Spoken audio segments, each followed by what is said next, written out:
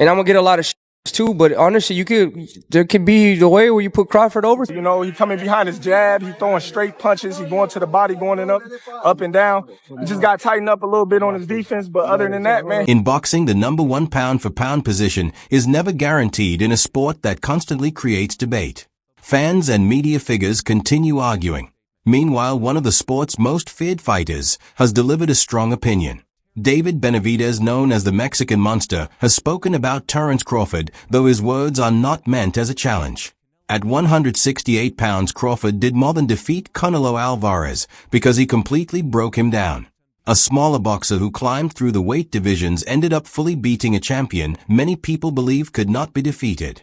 Is he on the Mount Rushmore of Hell boxers? Yeah. Yes. Fuck yeah. Yeah? 3-time undisputed. He just beat Canelo. Yeah. The face of boxing. So now you can say Bud is the face of boxing. Greatest of all time, or? Greatest of all time. Yeah. I don't feel like it can never be one great, but he definitely one of the greatest of all time, for sure. David Benavidez understands exactly what it takes to succeed at the highest level because he has held championship status multiple times and still remains undefeated. The praise he gave to Terence Crawford was far more meaningful than simple compliments meant to celebrate a new ruler of the sport. Benavidez, who believes he stands among the very best, did something unusual in a boxing world where pride and challenges normally dominate the conversation. Instead of merely acknowledging Crawford, he immediately placed him among the Mount Rushmore figures of boxing. In Benavidez's view, Crawford belongs with the legends and represents a competitor whose accomplishments reshaped the sport in a way that very few fighters in history have managed to do. Terence Crawford, because, he beat, he did something I didn't think he was going to do. He beat Canelo. That's 3 weight classes going up. And he made it look pretty easy. So you have to give Crawford. Hearing words like that from someone who could easily become your most dangerous opponent carries serious weight, and it immediately makes people stop and listen. After watching Terence Crawford move up in weight and capture every major title, David Benavidez gave him clear recognition. What he explained next showed what impressed him the most about Crawford's mindset. When Benavidez was asked about it, he did not point to Crawford's speed, his footwork, or his ability to switch stances. Instead, he highlighted something that cannot really be taught in training. For him, the biggest difference was Crawford's heart. Benavidez said it surprised him that Crawford was willing to stand and trade with a naturally stronger puncher like Canelo Alvarez in the late rounds, even though Crawford was already ahead in the fight. What impressed me the most was Crawford's ability to stay focused in the fight, and not only just to stay focused and box, but he also got rugged in there. He started balling with him towards some late rounds. That's something I appreciate in a fighter. He was already up. He could have chose to just box, but he went in there and he tried to brawl with him in the last round. So that's really what impressed me. His heart more than anything impressed me. Terence Crawford was not satisfied with simply securing victory because he wanted complete control of the fight. It reflected the relentless fighter inside him and a fierce instinct to dominate that would not allow him to settle for an easy win. It's a good fight. It's a good fight for both of them. Good fight for, I think it's more important for Crawford than anybody, but I think if anybody could beat Canelo, I think Crawford could. I know you said he could be the guy. What kind of a chance do you ultimately give him? I think you give him a 7 out of a 10. Oh, wow, that high. I thought you were going to say 25. Crawford is good. Crawford is good. And of course. I think he's been known that he's going to fight Canelo for a long, long time. And, Crawford, he likes to pick up the weight. So I'm sure he's been working on the weights for a long, long time. So, Crawford, when he has, with a person that has a big IQ like that, if you do enough weights, and you stay working for a long time, you have a puncher's chance. David Benavidez believes that quality is the real hidden weapon. In his view, Terence Crawford will not lose because of it. He already has elite ability, and that is matched with an intimidating mindset.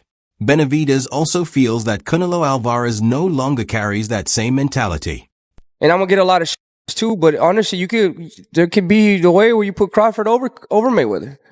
Is it the undisputed? Because of going up, you didn't see Mayweather go up from 147 to 168. That's crazy, bro. And honestly, I thought Crawford was gonna have more of a hard time because he had a hard time with Madronov. Yeah.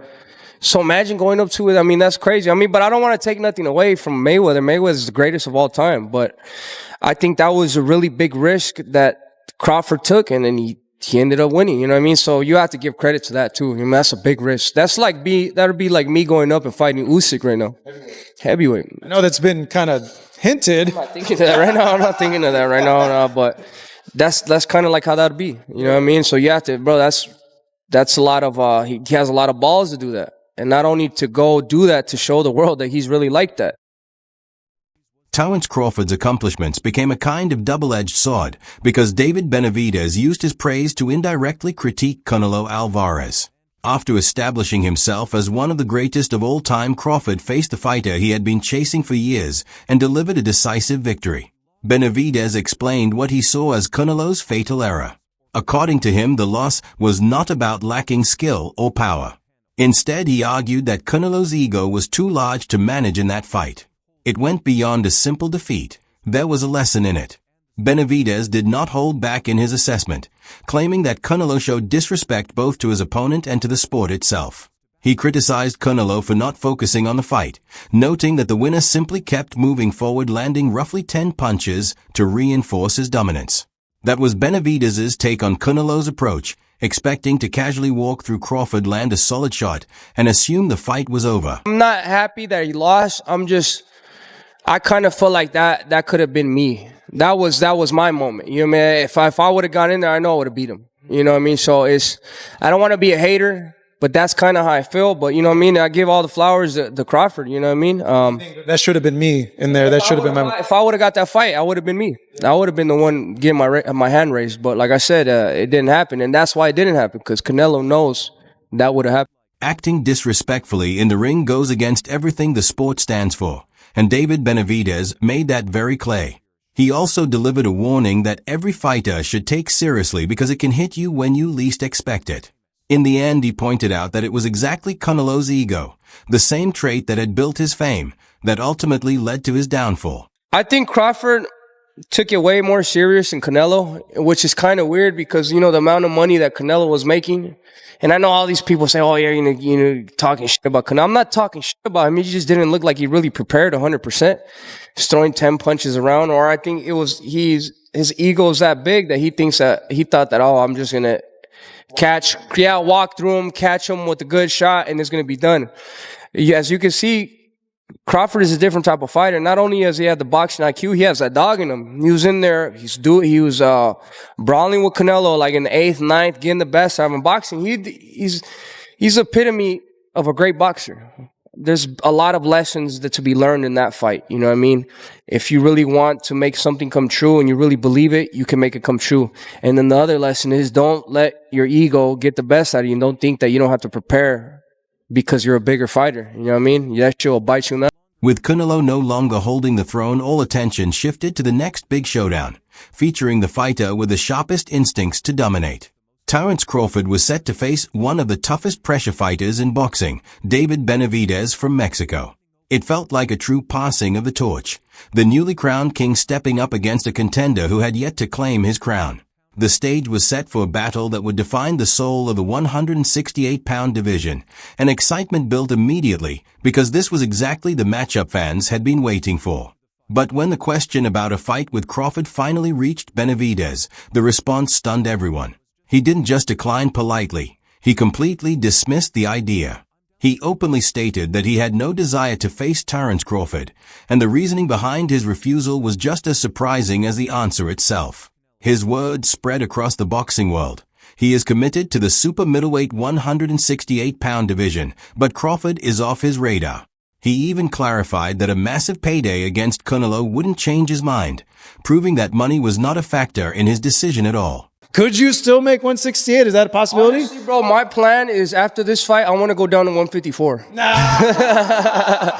No, bro. I'm done with cruiserweight. You know, I want to take this opportunity, though.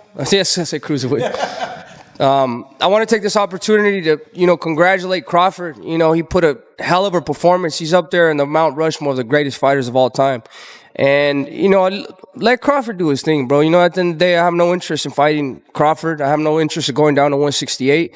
I mean, yeah, it's nice that it would be dope winning all titles, but I'm way past that at 168. You know, I found the only reason I wouldn't even go down to 168 for Canelo. And I'm just being real with you, you know, and let Crawford do his thing. Let him have his, you know, let him. I want to give his flowers, man, because he's a great fighter, man. When there's no other fighter that's coming up from 147 to beat a type of fighter like Canelo at 168, when Crawford, he's one of the greatest of all time. So, I have no interest in going down to 168. I'm not saying that I'm scared of Crawford or whatever, but Crawford's the man at 168. That's his weight class. I'm done with. In a cold and almost dismissive statement, David Benavidez shut down what could have been the biggest fight in boxing.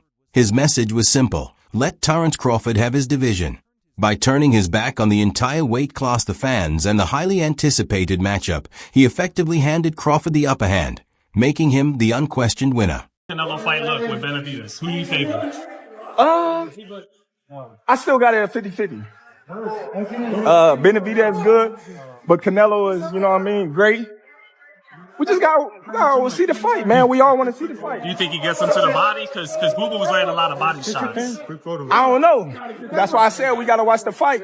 You know what I mean? It's a different style, different type of fighter. You got two strong fighters going head to head. Is Canelo the only 68U fighter? Would you consider a Benavidez? Yeah, Canelo the only one. But the question remains, why would the top fighter in his division step aside? Why leave behind a division filled with big names and even bigger paydays? This is a side of the story that often gets overlooked. At 168 pounds, David Benavidez carries a complicated history. He is the first fighter in boxing history to become a two-time world champion and then lose both titles. His first reign ended when he tested positive for cocaine, costing him the belt. After reclaiming it, he lost it again, this time for failing to make weight. That period of his career was filled with struggle and setbacks. Cutting down to 168 pounds repeatedly took a toll on him physically and mentally. Now the Mexican monster is ready for a fresh challenge. He has moved on from his old division, leaving it behind for good, and is now competing at 175 pounds with an eye on cruiserweight. His goal is to dominate a new territory and go after the top light heavyweight contenders, including big names like Dmitry Bivol and Jordan Ramirez. For the opportunity to fight, we've been in talks fighting Jordan Ramirez for his belts at cruiserweight. So we're already in talks of that, and then that's definitely a fight that has to happen because I used to spar him when I was 18 years old. All the way, I sparred him a lot, so I know that's a pay-per-view fight. So it was a pay-per-view sparring session, so the fight is going to be, way better. But yeah, definitely, that's in my sights. I definitely want to go up to cruiserweight. I want to be a reigning defending champion at light heavyweight and then make my way up to cruiserweight. But even though he clearly respects Terence Crawford and has no desire to fight him, he is effectively handing over the 168-pound title to Crawford. I put 5. That's right. Wow. That's cheating. I love it. That is cheating. That's a heel turn. You the boss. That is heel. That's a heel turn. I love it. You got 5. Now, here's the thing. Wow. Roy at his peak. Just remember this. If Roy would have retired after the Ruiz fight, he would have replaced Sugar Ray Robinson as the greatest fighter of all time. I agree. Right? I but agree. he didn't, and the rest of that stuff is in there, right? Yeah. So I get it. But Roy at his peak, I think, had a higher peak than anyone on this list. I agree. Okay, Manny Pacquiao, we've all said it a million times. I think he is, outside of Sugar Ray Robinson, I have Manny Pacquiao's second greatest pound-for-pound fighter ever. Floyd Mayweather never lost. And did he cherry-pick when and where? Yes. But guys, from 130, 135, he cleaned out 135. He beat the best guy at 130, beat the best guy at 135. Yes, did he pick and choose at 140, 47, and 54? Yeah, but he won all those fights. That's right. And he beat a lot of good fighters. No. And more than that, put Floyd at his best with anyone through history. You do not know who wins. It leaves the sport with a question that makes everyone pause. Did a massive ego cost him his titles and deny fans the chance to witness the ultimate super fight? Or is David Benavidez simply avoiding the very fighter he just placed on boxing's Mount Rushmore? That wraps up today's video. Make sure to hit the bell icon, follow the channel, and leave a like if you enjoyed it so you never miss another upload. Don't forget to share your thoughts in the comments section. We'll see you in the next one.